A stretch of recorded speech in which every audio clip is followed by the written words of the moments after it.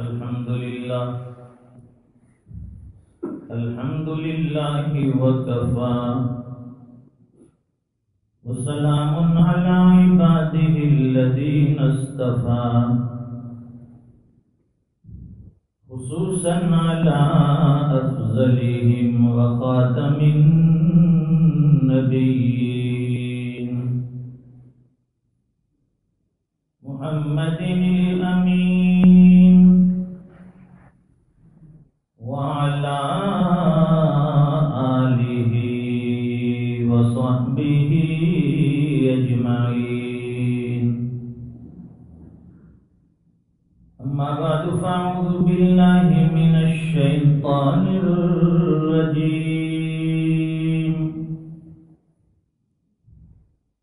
بسم الله الرحمن الرحيم. إنا أعطيناك الكوثر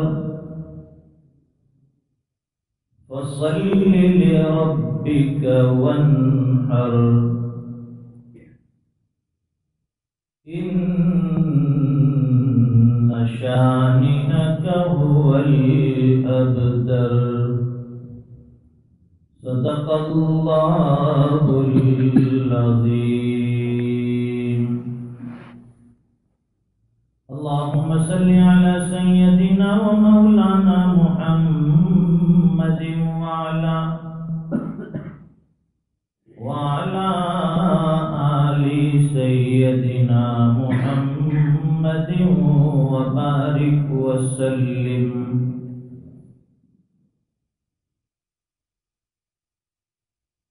یہ سورۃ الکوثر یہ ان صورتوں میں سے ہے جسے روزانہ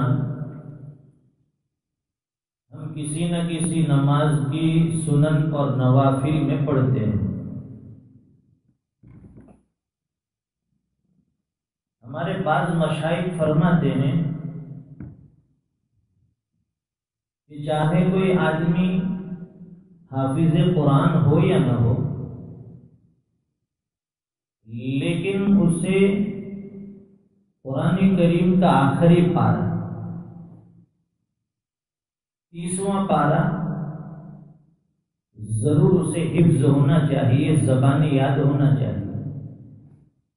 اور اگر یہ بھی نہ ہو سکے تو سورۃ الضحیٰ سے والناس تک اتنی صورتیں تو ضرور اسے یاد ہونی چاہیے، اور یاد بھی اس کے ترجمے کے ساتھ، اس کے معانی اور مطالب کے ساتھ ہونی چاہیے. اس لیے کہ ہم روزانہ نمازوں میں ان صورتوں کو پڑھتے ہیں، بار بار پڑھتے ہیں. اب اپنی زبان سے تو ہم پڑھ رہے ہیں یہ صورتیں، ثواب بھی مل رہا ہے، لیکن نماز میں ہمارا خشوع بڑھے، اللہ سے تعلق بڑھے، تو اس کے لیے ترجمہ اگر یاد ہوگا تو ہمارا ذہن نمازوں میں لگے گا. مثال کے طور پر جیسے کہ میں انڈیا کا رہنے والا، مجھے گجراتی زبان آتی ہے، اردو آتی ہے، تھوڑی بہت عربی آتی ہے. میں انگریزی زبان سے نہ آشنا ہوں، مجھے انگریزی نہیں آتی. اب آپ لوگ میرے سامنے کتنا بھی انگریزی بولو، میں بیٹھ کر سنتا تو رہوں گا، لیکن مجھے اس سے کوئی فائدہ ملنے والا نہیں.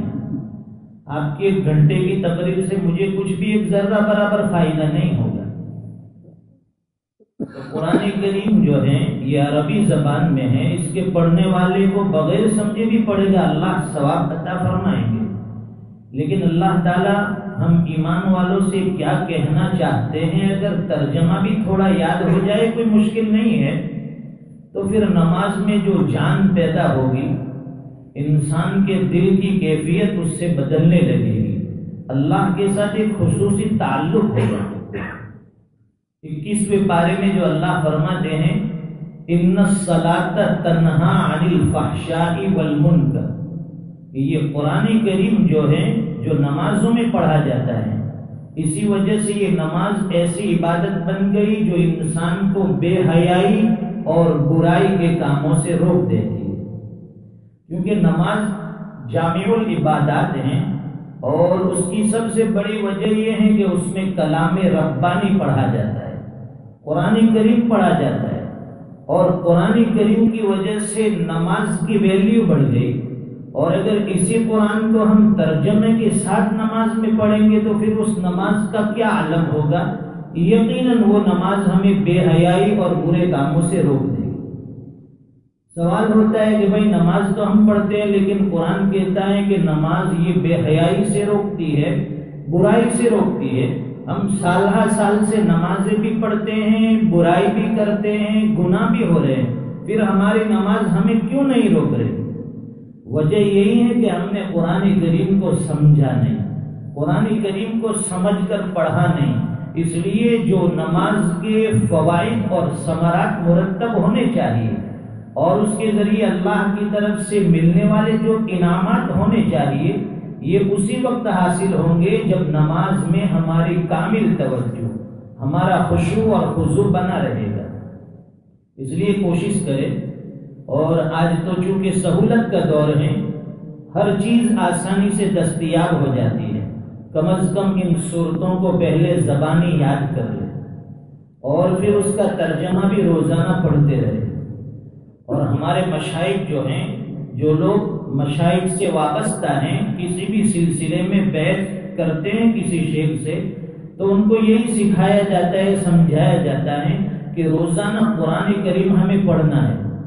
جیسے کہ ہمارے یہاں روزانہ ایک پارہ حافظ ہے قرآن کے لیے، اور اگر غیر حافظ ہو تو اس کے لیے روزانہ پاؤ پارہ قرآن کریم کی تلاوت لازمی اور ضروری۔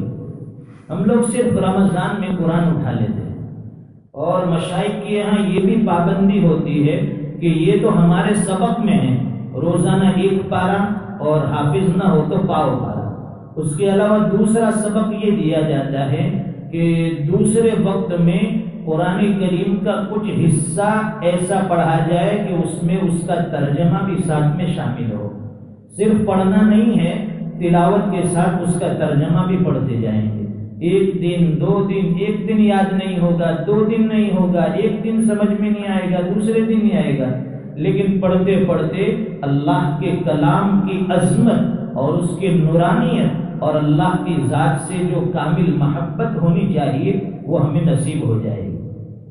تو انشاءاللہ یہ کریں گے روزانہ، کوئی بھی ایک چھوٹی سی سورت اس کی تلاوت کریں گے اور اس کے ترجمے کو پڑھیں گے، پھر دوسرے دن پھر اسی کو وہی سورت پڑھنی ہے دیکھ کر، اور نیچے اس کا ترجمہ لکھا ہے، اس کو سمجھنا ہے۔ نہ سمجھ میں آئے تو ہر جگہ اللہ نے علماء کرام رکھے ہیں، ان سے آپ پوچھ سکتے ہیں کہ بھائی اس کا ترجمہ ہمیں سمجھ میں نہیں آ رہا ہے، تھوڑا آسان کر کے بتائے، تو اس طرح سے ہماری نماز کی کیفیت بن جائے گی۔ تو یہ چھوٹی سی سورت ہے انا آتینا کل کوثر، ہم روزانہ پڑھتے ہیں، روزانہ پڑھتے ہیں، کسی نہ کسی نماز میں پڑھتے ہیں۔ اس میں اللہ کیا فرما رہے ہیں ہمیں معلوم نہیں ہے، بس اتنا معلوم ہے کہ انا آتینا ہے۔ یہ تو مکتب کا بچہ بھی یاد کر لیتا ہے، ہم بڑے ہو گئے، تھوڑی ذمہ داری اپنی بڑھاؤ، اس لیے اس کا ترجمہ بھی یاد کرنا ہے۔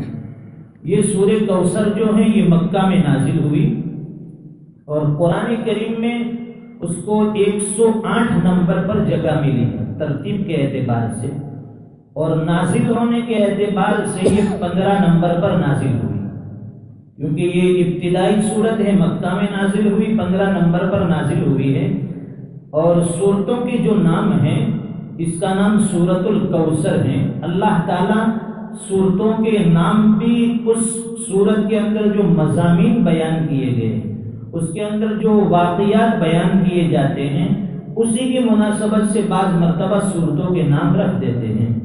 تو اس میں چونکہ کوثر کا لفظ آیا ہے، اور کوثر سے کیا مراد ہے، تو اس مضمون کو لے کر اللہ تعالیٰ نے سورت کا نام بھی سورۃ الکوثر رکھا ہے۔ اللہ فرماتے انا آتیناک الکوثر، اے نبی ہم نے آپ کو کوثر عطا فرما دی، بے شک ہم نے آپ کو کوثر عطا فرمائی۔ اب کوثر سے مراد ایک تو حوض کوثر ہے جو جنت کی نہر ہے، اللہ تعالی ہم سب کو اس سے سیراب فرما دے۔ آمین کہو بھائی، رمضان ہے، قبول ہو گیا تو اللہ کے خزانے میں کوئی دیر نہیں۔ اور دوسرا ترجمہ اس کا بتایا، ہر خیر کثیر، جتنی بھی بھلائیاں ہیں دنیا کی آخرت کی، وہ سب اس میں شامل ہے کوثر کے اندر۔ اللہ تعالیٰ نے اتنا بڑا انعام عطا کیا، اِنَّا أَعْطَيْنَاكَ الْكَوْثَرَ، اے نبی ہم نے آپ کو کوثر عطا فرما دی، حوض کوثر بھی عطا فرما دی، اور ساری خیر کی چیزیں بھی عطا فرما دی، سب چیزیں عطا فرمائی۔ پہلے ہم جانتے ہیں کہ پہلے ایگزام جب اسٹرانگ ہوتا ہے، ہارڈ ہوتا ہے، اس کے بعد انعام بڑا ملتا ہے۔ سرکار کے اوپر بہت سے حالات آئے، بہت سی آزمائشیں آئی، بڑے بڑے امتحان سے، ایگزام سے گزرنا پڑا، اور کڑوی کسیلی ازحد سنی سرکار نے، مشرکین مکہ کے طعنے، زبردست طعنے۔ مفسرین نے لکھا ہے اس کے شان نزول میں کہ جب نبی کریم صلی اللہ علیہ وسلم کے صاحبزادے حضرت ابراہیم یا حضرت قاسم، حضرت ابراہیم جو ماریہ قبطیہ کے بطن سے تھے، ان کا بچپن میں انتقال ہو گیا۔ جب ان کا انتقال ہو گیا تو یہ مشرکین مکہ، اس میں عاص بن وائل، کعب بن اشرف، یہ سب کل بتایا تھا گرو گھنٹال لوگ ہیں، وہ سرکار کو طعنہ دینے لگے کہ ہمیں پرواہ کرنے کی اور ڈرنے کی، فکر کرنے کی ضرورت نہیں ہے، یہ جو محمد ہیں، یہ جو مشن لے کر آیا ہے، جو دعوت دے رہا ہے لوگوں کو، ہمیں اس کی کوئی فکر کرنے کی ضرورت نہیں، اس لیے کہ اس کی کوئی نرینہ اولاد نہیں ہے، اس کی اولاد میں مذکر نہیں ہے، لڑکے نہیں ہیں، یہ تھے وہ بھی دنیا سے چلے گئے، اس لیے یہ مقطوع النسل ہے۔ عرب میں جس آدمی کی اولاد ذکور نہ ہو، لڑکے نہ ہو، اس کو ابتر کہتے ہیں، اس لیے کہ اس کی نسل اب آگے نہیں چلے گی، اس کا خاندان یہاں سے اسٹاپ ہو جائے گا، پھر دنیا میں اس کا نام و نشان بھی نہیں رہے گا۔ یہ طعنہ دیتے تھے، تو اللہ تعالیٰ نے یہ سورت نازل فرمائی، اِنَّا أَعْطَيْنَاكَ الْكَوْثَرَ، اے نبی آپ غم نہ کرے، فکر نہ کرے، بے شک ہم نے آپ کو کوثر عطا فرما دی۔ یہ انعام بھی بڑا ہے، اور چونکہ وہ آزمائش بڑی تھی، اگر ہمیں کوئی ایسے بڑے بڑے طعنے دے، کوئی بد دعا دے دے کہ تمہاری اولاد اور تمہاری نسل تباہ ہو جائے گی، وہ نہیں چلے گی، آدمی کے دل پر بڑی ٹھیس پہنچتی ہے۔ حضور نے یہ برداشت فرمایا، اللہ تعالیٰ نے یہ سورت نازل فرما دی۔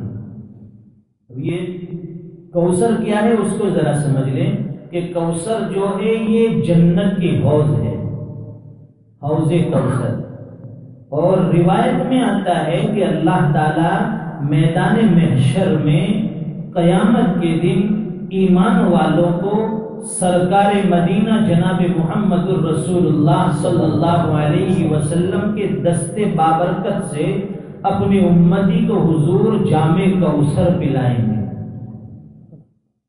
اور یہ وہ خوش نصیب لوگ ہوں گے کہ جن کو سرکار کے ہاتھوں یہ جام کوثر نصیب ہو جائے گا، اس کو میدان محشر سے لے کر جنت میں جانے تک دوبارہ پیاس نہیں لگے گی۔ اس لیے کہ قیامت کا جو دن ہوگا، اس میں روایت میں آتا ہے کہ آفتاب ایک نیزے کے بقدر بلندی پر ہوگا۔ اب اس کی تفسیر بعض علماء نے 1 میل لی ہے، کسی نے 1 بالشت کی ہے، کسی نے جو سرما سلائی ہوتی ہے وہ مراد لی ہے کہ سورج ہمارے سر پر اتنا قریب ہوگا۔ آج عالم یہ ہے کہ ہزاروں مائل سورج اور آفتاب ہمارے سر سے اوپر ہے، بلندیوں پر، لیکن عالم یہ ہے کہ ہمارے انڈیا پاکستان میں دیکھیے اوور 45 ڈگری، اتنی گرمی میں لوگ روزے رکھتے ہیں، توبہ پکار رہے ہیں۔ افطاری کے وقت ہماری نظریں سموسے اور پیسٹی اور ٹیسٹی پر ہوتی ہے، لیکن ان بیچارے کے روزے کے وقت نظر سیدھی پانی کے ٹھنڈے گلاس پر ہوتی ہے، کب یہ حلق میں جائے اور ہماری پیاس بجھے۔ آج یہ عالم ہے دوستو کہ ہزاروں مائل سورج ہم سے دور ہے اور اس کی تپش ہمیں پریشان کرتی ہے۔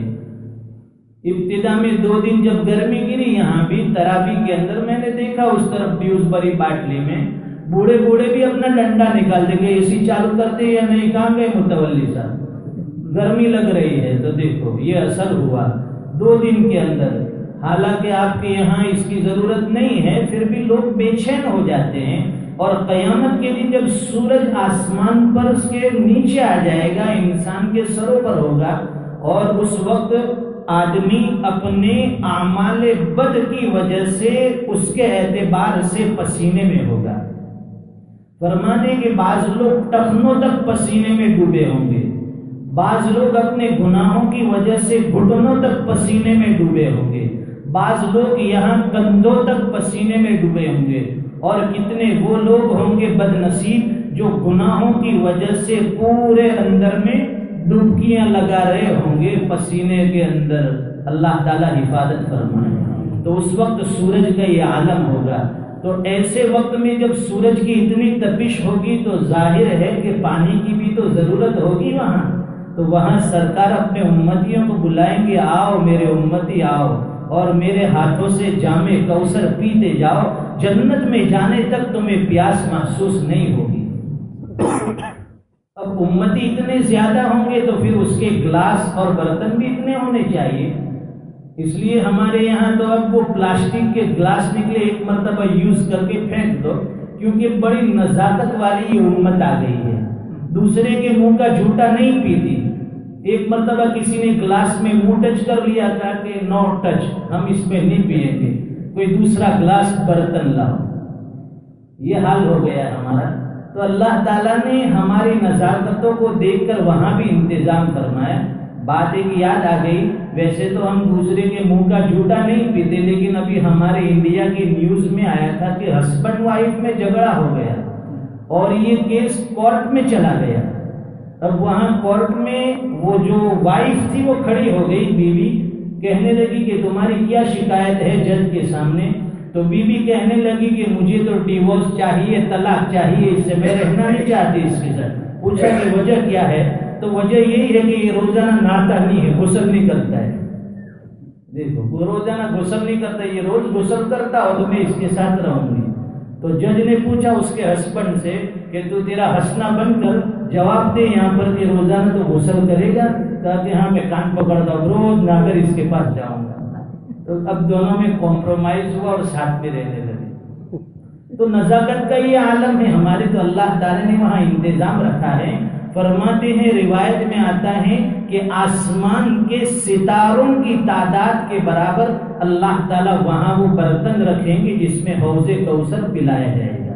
ہر آدمی کے ہاتھ میں الگ الگ جام ہوگا، گلاس ہوگا، اس کے ذریعے سے وہ پیے گا۔ یہ مختصر۔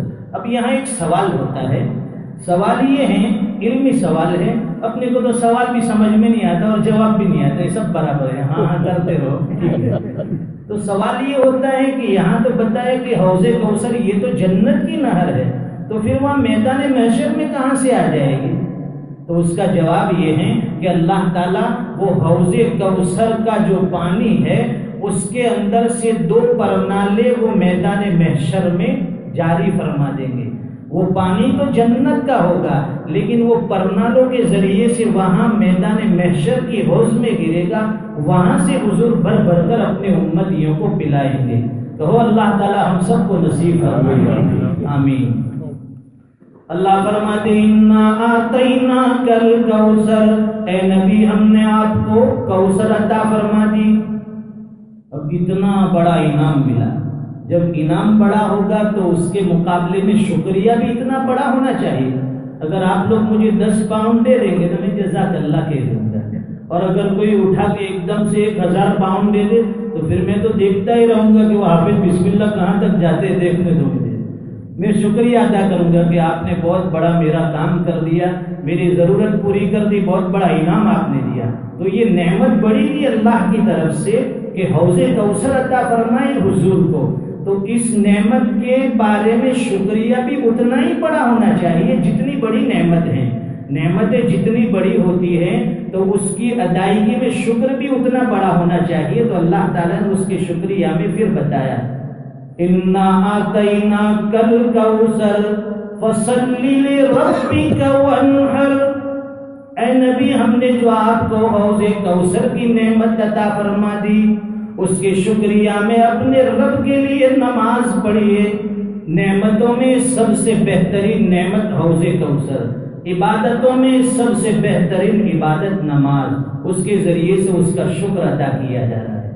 اور تکمیل شکر کے طور پر یہ شکریہ میں کمی نہ رہے، جیسے نماز میں کمی رہ جائے تو سجدے سہو سے کام چل جاتا ہے، تو ہمارے نمازوں کے ذریعے شکریہ میں کمی نہ رہے، اس لیے ساتھ میں ونہر بھی لائے کہ نماز بھی پڑھیے اور پھر قربانی بھی آ رہی ہے عید کے دن، اسے بھی کیجیے، گوشت بھی کھاؤ اور کھلاؤ۔ اب یہاں قرآن کریم میں آپ اٹھا کر دیکھو تو جگہ جگہ نماز کے ساتھ زکوٰۃ کا ذکر آتا ہے کہ بھائی نماز پڑھو زکوٰۃ دو، نماز پڑھو زکوٰۃ دو۔ قرآن کریم میں یہ ایک جگہ ایسی ہے وہاں پر اللہ تعالیٰ نماز کے ساتھ قربانی کو لائے۔ اس کی بھی ایک وجہ ہے، سمجھ میں آ جائے گی انشاءاللہ۔ اس کی وجہ یہ ہے کہ بتایا کہ وہ نماز تو بہترین عبادت ہے اور ساتھ میں وہ جو ہے جانی عبادت کہلاتی ہے نماز میں، زکوٰۃ یہ مالی عبادت ہے، دونوں کو لائیں گے تو شکریہ کامل ہو جائے گا۔ لیکن یہاں قربانی اس لیے لائے کہ وہ مشرکین مکہ کا جو باطل عقیدہ ہے، اس لیے کہ وہ لوگ جانور ذبح تو کرتے ہیں لیکن غیر اللہ کے نام پر ذبح کرتے ہیں، اللہ کے نام پر نہیں کرتے، اس لیے ونہر لائے، اے نبی نماز پڑھیے اپنے رب کے لیے اور قربانی بھی کیجیے اپنے رب کے نام پر۔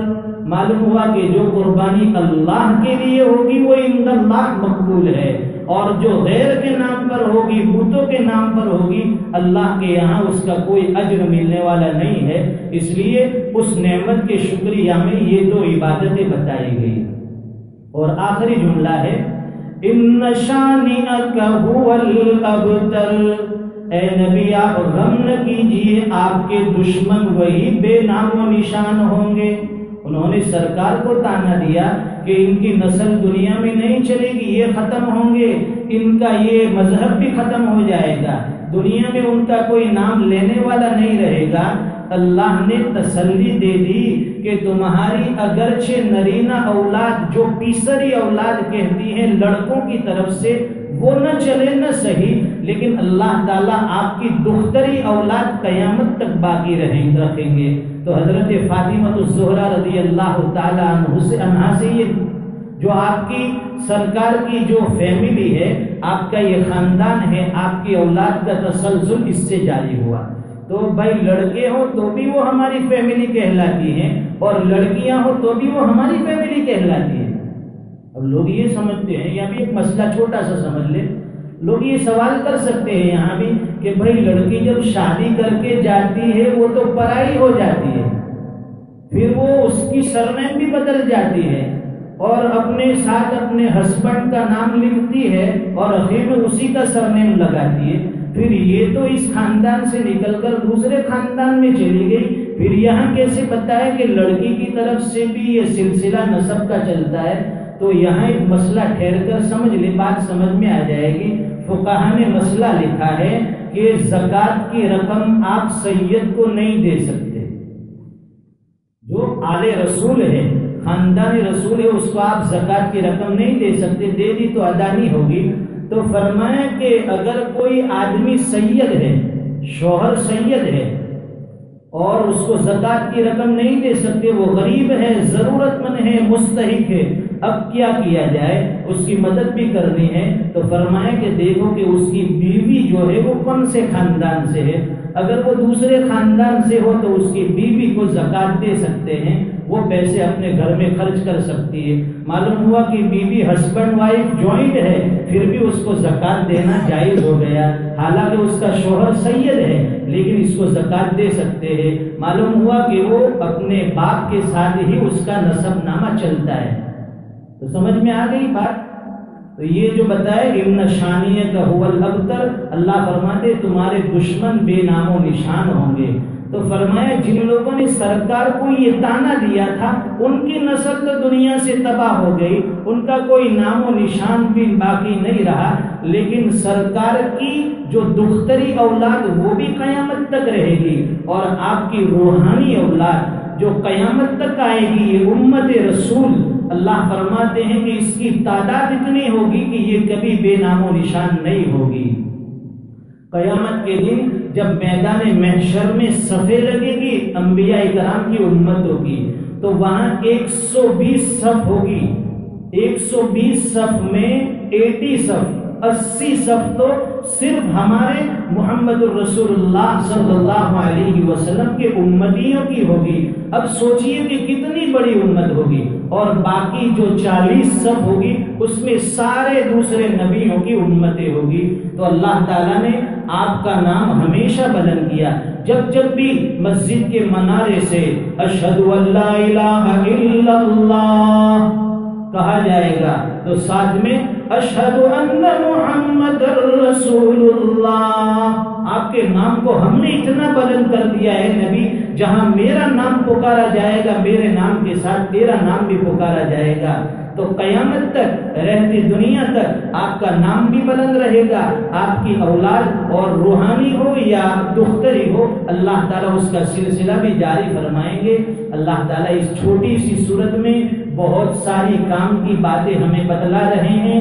اگر ہم اسی کو سن کر اس پر عمل کریں تو ہمارے لیے تو سونے پہ سہاگا ہوگا، اس لیے کہ اس میں ہمیں نماز بھی بتا دی جو اہم عبادت ہیں، اللہ کے راستے میں قربانی، اس میں ساری مالی قربانی آ گئی، چاہے زکوٰۃ ہو، چاہے قربانی ہو، چاہے خیرات ہو، جتنی بھی مالی عبادتیں ہیں وہ سب اس میں داخل ہو گئی، اور نماز میں جانی عبادت آ گئی، اور جانی عبادت جیسی بھی ہو وہ اس میں شامل ہے۔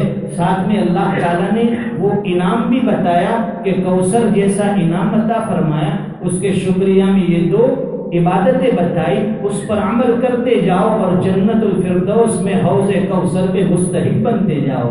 اللہ تعالی ہم سب کو اس کا مستحق بنائے۔ ان دونوں اس نعمت کے شکریہ میں نماز اور یہ قربانی والی عبادتوں کا اللہ تعالی ہمیں خلوص کے ساتھ اہتمام نصیب فرمائیں۔ درود شریف پڑھ اور دعا فرمائیں۔ بسم اللہ الرحمن الرحیم۔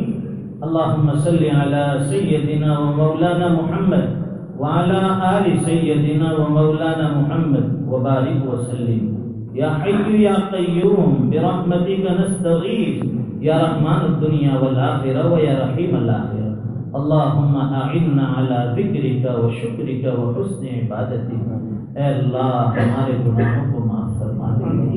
اے اللہ نسبت قرآن پر یہاں جمع ہوئے ہیں، اے اللہ آپ کے بندوں کی یہ چاہت ہے کہ آپ کا قرآن پڑھا جائے، اسی قرآن کو سنا اور سمجھا جائے۔ اے اللہ فجر کے بعد کا وقت جو ہے غنودگی کا وقت ہے، رات بھر کی بیداری ہے، سونے کا وقت ہے، آنکھوں میں نیند ہے، پھر بھی یہ لوگ محض تیرے قرآن کی وجہ سے، تیرے پاک کلام کی وجہ سے، اس کی عظمت کو لے کر تیرے گھر میں جمع ہوئے ہیں۔ اے اللہ انہوں نے اتنی قربانیاں دی، اتنے مجاہدات کیے، اے اللہ یہ سب آپ دیکھ رہے ہوں گے۔ اے اللہ اس کے سیلے میں تو انہیں جنت الفردوس میں حوض کوثر کا مستحق بنا دے۔ اے اللہ آپ کے حبیب کے ذریعے ہم امتیوں کو جامع کوثر نصیب فرما، اس کا مستحق بنا۔ اے اللہ اس نعمت کے شکریہ میں جو 2 عبادتیں آپ نے بتائی، ان دونوں عبادتوں کو ہمارے لیے حرز جان بنا۔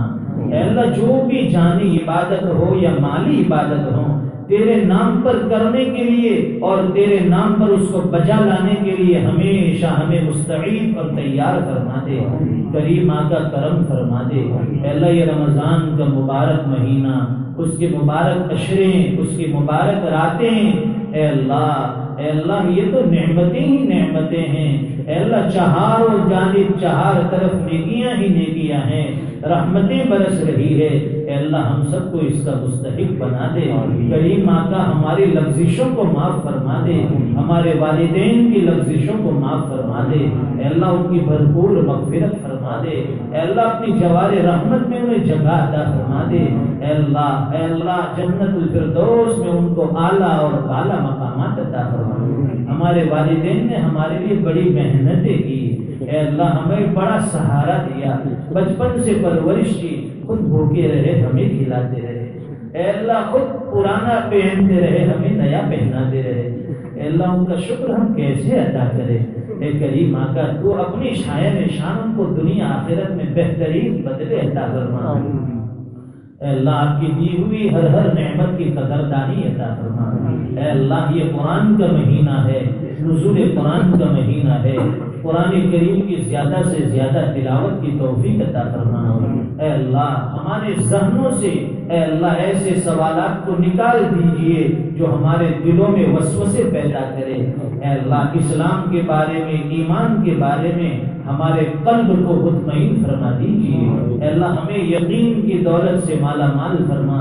اے اللہ ہمیں سہارا عطا فرما، ہم بے سہارا ہو گئے ہیں، اے اللہ بے آسرا ہو گئے ہیں، آسرا عطا فرما۔ اے اللہ ٹوٹ چکے ہیں، اے اللہ تو ہمیں ہمت عطا فرما، ہماری نسلوں میں دین زندہ فرما۔ اے الہ العالمین جو رزق کے معاملے میں، کاروبار کے معاملے میں پریشان ہو، سب کو حلال طیب وسیع کشادہ روزی عطا فرما۔ اے اللہ ہم میں جو بیمار ہے اسے کامل شفا عطا فرما۔ اے اللہ گھروں میں ماں بہنیں بھی ہاتھ اٹھا کر دعائیں مانگ رہی ہوگی، اے اللہ ان کے ہاتھ اٹھانے کو بھی قبول اور منظور فرما۔ اے اللہ دن بھر جو ہمارے لیے وہ محنتیں کرتی ہے، ہمیں کھلاتی ہے پلاتی ہے، کریم آقا ان کی محنتیں قبول فرما۔ اے اللہ اپنی شاعر نشان ان کو بھی بہترین بدلے عطا فرما۔ اے اللہ جہاں جہاں بھی جانا نصیب ہو دین کی نسبت پر، اے اللہ ان ساری مجالسوں کو قبول فرما، نافع اور مفید بات کہنے کی توفیق عطا فرما، ہماری زندگی میں ہدایتوں کا ذریعہ بنا دے۔ اے اللہ انسانیت اور خاص کر مسلمانوں کی ہدایت کا ذریعہ بنا۔ اے اللہ ہم میں آپس میں جوڑ پیدا فرما، محبت پیدا فرما، ہم میں جو دوریاں ہو گئی ہے اسے ختم فرما، جو نفرتیں ہونے لگی ہے اسے مٹا دیجیے۔ کریم آقا آپس میں بھائی بھائی بن کر رہنے کی دولت سے ہمیں مالا مال فرما۔ اے اللہ جو مانگا عطا فرما، نہ مانگ سکے بغیر مانگے اس سے بہتر بڑھ کر عطا فرما۔ دعائیں اپنے فضل و کرم حبیب پاک صلی اللہ علیہ وسلم کے صدقے تو خیر قبول و منظور فرما۔ ربنا تقبل منا انك انت السميع العليم وتب علينا انك انت التواب الرحيم وصلى الله على النبي الكريم آمين برحمتك يا ارحم الراحمين۔